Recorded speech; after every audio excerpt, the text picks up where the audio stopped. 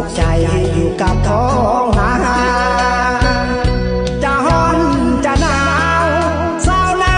บ่หวั่นบ่ไหวเฮ็ดนาจนสุดหัวใจสู้สุดไฟด้วยใจมานาเลี้ยงวัวเลี้ยงควายไว้สวยเวียกหนักหนาชีวิตของสาวให้สาวนาทุกเพียงกายหยาบจิตใจเบิกบานนอนอยู่เถียงนาอุลาสดชื่นเต็มที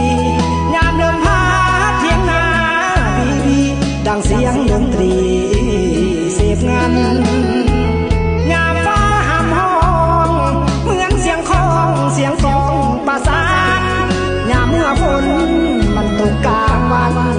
นอนหลับฝันยามสุขสบายสดชื่น